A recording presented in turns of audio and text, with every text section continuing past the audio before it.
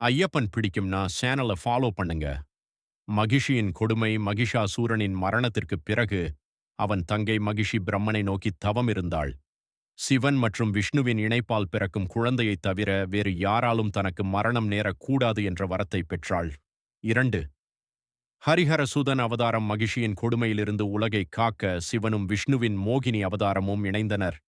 இவர்களின் சங்கமத்தில் அவதரித்தவர்தான் ஹரிஹரசுதனான ஸ்ரீ மணிகண்டன். 3. கழுத்தில் மணிகண்டன். பூமிக்கு வந்த குழந்தை மணிகண்டன் கழுத்தில் ஒரு பிரகாசமான இரத்தின மணியோடு பம்பை நதிக்கரையில் அழுது கொண்டிருந்தது. 4.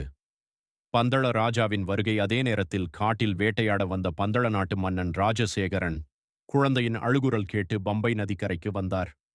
5. குழந்தையில்லா மன்னனின் ஏக்கம். மன்னன் ராஜசேகரனுக்கு நீண்ட நாட்களாக குழந்தையே இல்லை. காட்டில் ஆதரவின்றி கிடந்த அந்த தெய்வீக குழந்தையை கண்டதும் அவர் மனம் நெகிழ்ந்தது. 6. அசரீரியின் வாக்கு. மன்னன் குழந்தையை கையில் எடுத்தபோது காட்டில் ஒரு அசரீரி ஒலித்தது. மன்னா, இந்த குழந்தையை எடுத்துச் சென்று வளர்த்து வா.